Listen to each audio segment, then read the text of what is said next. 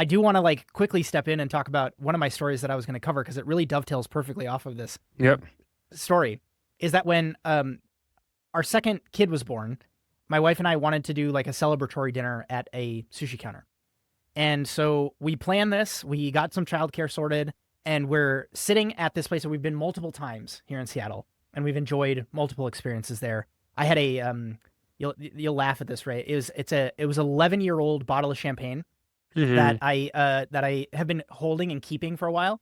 And so we like got to open that to like celebrate. And as we're sitting at the sushi bar, the person who is taking care of us up in the counter is doing the showy displays of dish presentation all throughout the experience. Things like putting the smoking gun under the cloche and getting things smoking, and then kind of like doing the big reveal and the smoke kind of goes everywhere. Taking the blowtorch to a piece of fish skin that's been sliced or scored and trying, like doing the blowtorch thing to like both get the aroma going as well as, like alter the texture of the fish skin. And every single time before he did it, he prompted the people, those of us sitting at the counter, do you want to take a picture? And it was so fascinating from a consumer behavior perspective for me to sit there and watch. No person took out their phone. And I was like, whoa. Like 5 years ago, 10 years ago, like 10 years ago especially, but I feel like right before COVID, even coming out of COVID, in the age of the Instagram influencer becoming like one of the most VIP people you can have in your restaurant, every single thing became like this showy type of dish is what I'm calling it. And it's kind of like I'm almost like doing the obituary here on the show. I think show dishes in that regard are dead. Hmm. And I saw it firsthand with what was it, like 10 of us that were sitting at the counter. Nobody took out their phones to take a picture because Wow. we've seen it before. We've seen it not just before, but we've seen it like 18 times, and we realize that like this photo or this like image of this smoke thing, not only does it not like give a memory to me because it's like it's this thing that I've seen a gajillion times, but from a social status perspective, nobody's going to be quote unquote impressed when I post this on social media.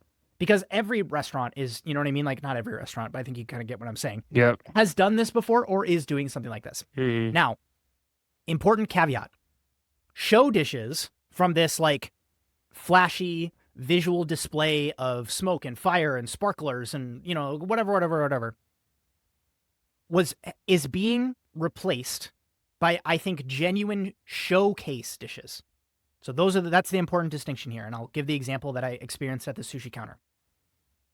The person who was slicing and serving our fish was basically giving us a primer on tuna cheek, tuna collar. And he goes, this is something where when we get large pieces of tuna, we can't get that much of this. We don't serve it to the whole restaurant. We serve it just at the sushi bar here. And it is something that is less than 1% of the weight of the fish. It is incredibly fatty. Here's how we prepare it. There's very few restaurants where you can actually get something like this. We fly it in from Japan, and I'm very, very excited to include it on the menu today. All of a sudden, phones came out because not only did they present the cheek on a plate so you could see like the cross section and the marbling of the tuna, and then you were also receiving this on a piece of nigiri, and it's like, holy cow, like this is really, really cool. Because it was freaking delicious. You know what I mean? Like, Yeah. and so like all of this has to match. It has to be like a genuine expression of generosity.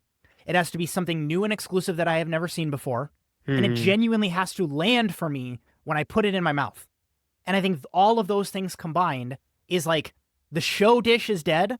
A showcase dish, being somebody who like, I worked at the French Laundry. We would go take the trussed piece of meat and we would put it on the platter with all of the herbs and the flowers and put it on a silver platter and bring it out to show the beef. We'd say that all the time, like show the protein to the guest.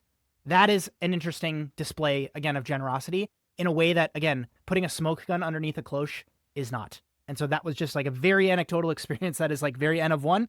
But I think like, again, have that conversation and really sit with yourself and say like, hey, front of house people, when we do the tableside flame thing, how many people are genuinely like happy that we're doing that and like it changes their experience for the better?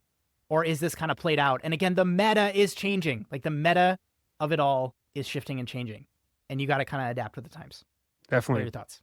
The idea of the show dish being dead, I think I would agree. I had this thought because I watched WWE with my girlfriend. We're nerds. I'm a nerd, but I'm sitting there and I'm watching one of the wrestlers go to the front row.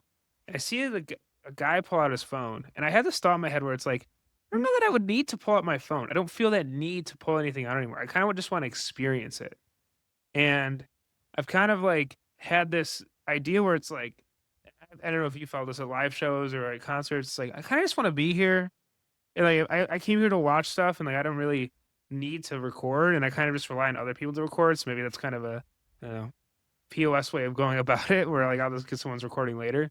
But it's the same thing with, like, what you just said, and I think this ties into our restaurant conversation. It's like, it's not really more if you're still creating dishes because you think people wanna be Instagram worthy, I think you've lost the plot, or you haven't focused on where the trend is. I think what people really want right now is value. I don't even think, I know that's what they want. So what you just said about going in, having that explanation of the cheek, being able to, like, have that experience and then tasting it and having that through line and that story where you wouldn't get that if you just, like, Uber Eats a sushi roll, then that's what restaurant dining is all about now. And again, I keep trying to say this and, people listen, people don't, but it's like the consumer is way smarter now. And what comes with way smarter consumers is they're more interested in engaged with learning more. To know what an okonomiyaki is, to know what consomme is, to understand what birria is. Like to you and I and people in the food world, this is like common sense, but to most people, they might not have known this 10 years ago. To know what goes on a banh mi, like I ordered a banh mi yesterday, and for people to know, oh, does it have the pate on there? Oh, you know what pate Yep. is? Cool. I didn't think you would. Like the consumer is smarter now. So like to have these through lines, I think is key. And it's not all doom and gloom, but it is this idea of you need to be really, really focused on getting getting your customers basically giving them the grace and like giving them the respect that they understand what you're doing. And I think that's like the biggest thing. So that is my reaction to that. I think it's a good point. And I think it's something that like, yeah, stop chasing Instagram worthy stuff. I mean, it's so Mhm. saturated right now. You need to be chasing word of mouth where Justin goes in, has a great meal, and then he goes to his like friends, hey, this was just a really cool experience. I think you got to check it out. Like that's what people want now. They don't care that, it's not the Salt Bay era is over. No one's there to have some dude do this your meat and your ribeye anymore. That's not it. Like people want to be served good food, quality food at a good price point. They're willing to pay more if there's more value, but the value has to be there. So that's my thoughts. Totally. Totally. And again, as I shared, my wife and I have been to this restaurant multiple times over the years, I have living in Seattle, and this was our best experience yet. And so that I again, N of one example is like we're seeing restaurants totally faceplant and lose again both recognition and standards and level of execution. But then you have other examples that again I'm firsthand experiencing myself where it's like that's not the case. And so again, we try to bring some nuance to some of these conversations because you'll hear people put out these stories about like the restaurant industry is over. Or again, the title that this person used is like the death of dining out. Again, not no bashing of you, Ray, of covering it because I think Mm. again like that's why we talk about it in this long form way is because I think it's there's more to it than that. And as you're trying to navigate your career, build something of substantive value that goes back to that value word. You have to look at these things in a like really sit with it, like really really consider it and spend the time because it's to guests. I think it's worth it. And so Yeah. I'll turn it over to you for your last story, and then I'll wrap us up.